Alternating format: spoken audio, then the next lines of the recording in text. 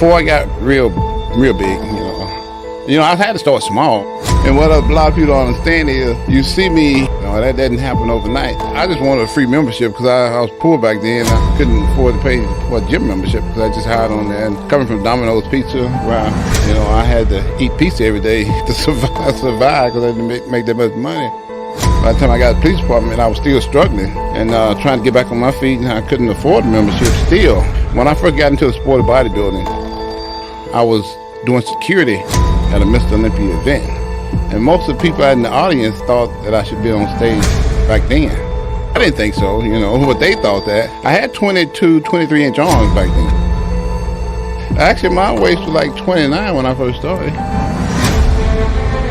Many people that are gifted like he is won't work that hard.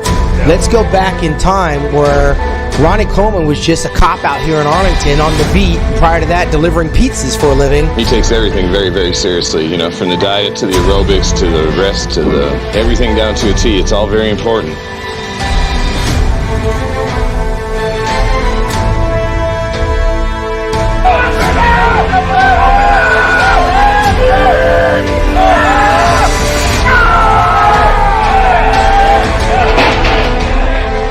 The next step in professional bodybuilding, Mr. Olympia.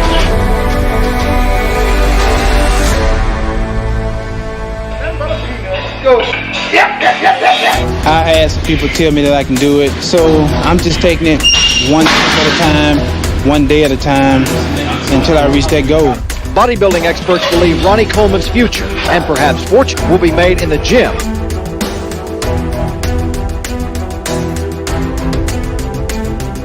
You wound up on your first Mr. Olympia in Helsinki in '92, and really quickly, what was that experience like in those humble beginnings? Well, I can remember like it was yesterday. I was backstage warming up. I'm sitting there doing my little bit of curl, and I look over, and there's Sean Ray over in the corner doing push-up against the wall, and I'm like, wow, I'm in the wrong league. These guys are ripped and shredded, and I just got my little cut on here and there. And remember like it was yesterday, I got dead last. I was so bad in that show, I didn't even get a call out. I put on about 5 pounds of muscle, between 5 and 10 pounds of muscle a year. And that came from all that, that heavy lifting, a lot of eating, a lot of eating.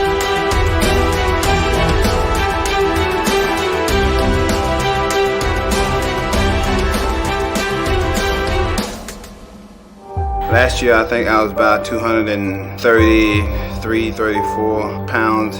This year, I was about 15 pounds heavier than I was last year. So I came prepared to do battle with these guys. I think I put everything I had into it, and I think I got a good result from it.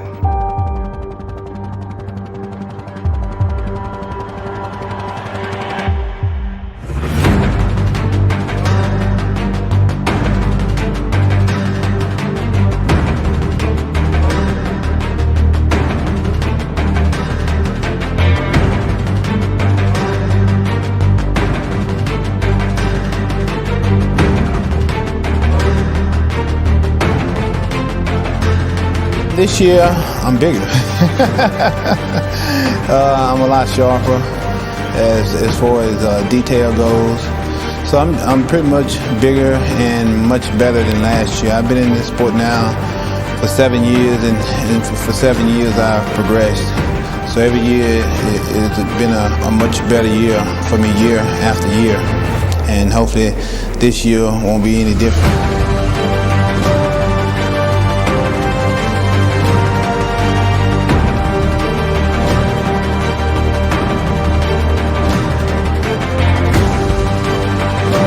Finally came and he was like, man, look, I'm tired of getting my ass whipped. What you doing?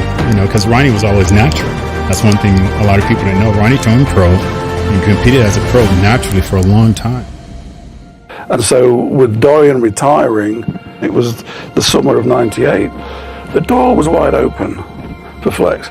But Ronnie had come through, beaten Leveroni a few times. For the first time at the Night of the Champions, when Ronnie hit that back double biceps, there was a guy that wouldn't be overpowered in that pose, which is Flex's best pose. I tipped Ronnie to be in the top 5, and we hadn't thought of him as a top 10 guy, really. I was 9th the year before. But no one knew that this guy, Ronnie Coleman, who'd learned all the secrets from Flex. Ronnie was a student at bodybuilding, so he'd go in and ask them all the questions, and they didn't see him as a threat, so just tell him everything he needed to know. Flex was winning all the shows, and you know, he was the #1 guy, so I went to Flex and couldn't beat him, so just studied from him. He taught me a whole lot about the sport. It was like the talk that I had with him. He said, man, if you want to be on the porch with the big dogs, you got to do what the big dog's doing. At the time, I wasn't doing what the big dog was doing. Flex, he gave me a little lesson into big dogism. Partially responsible for the success and the arrival of Ronnie Coleman because he looked up to you and you gave him some sound advice that actually worked in his favor. I want to get back to 98. That 98 Olympia, that was Flex's for the taking. Everyone was talking about Flex. Thought for sure Flex really had that show that night. Ronnie Coleman just came out of nowhere. When we got closer to the show, Kevin Legrone, Flex Wheeler, myself, National Wilson Body, who was the first runner-up in '97, we all thought we were going to be Mr. Olympia. None of us paid attention to Ronnie Coleman, who was 9th place in 1997. He'd beaten Flex already, he'd beaten Kevin already, but none of us thought he was going to show up in New York City. I started bodybuilding in 1990, and I just steadily progressed since then. So it makes me feel that, you know, all my hard work is really paying off. When Ronnie Coleman turned around to the back and those hamstrings and glutes came out, it was game over.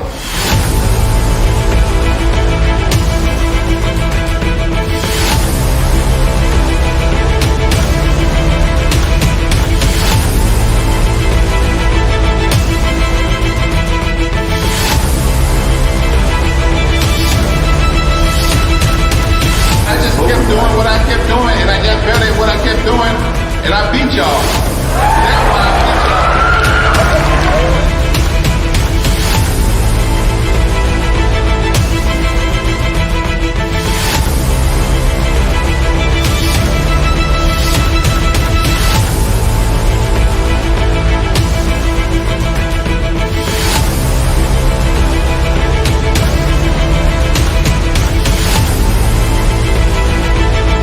We did it, baby. We did it. We did it. Never thought that I'd win Miss Olympia. Never in a million years.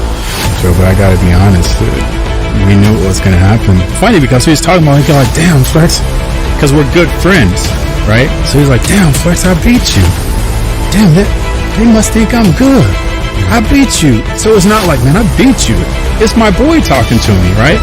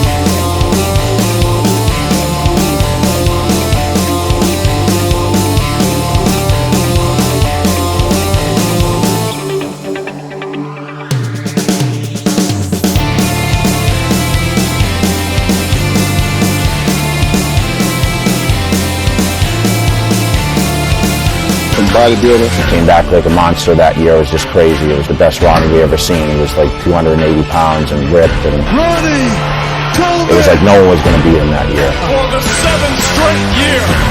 Bring it on. Let's do it. You're winning it. Now for the 7th time. I've gotten 7 of those myself. What is this, breaking my record now? Ronnie the King Coleman!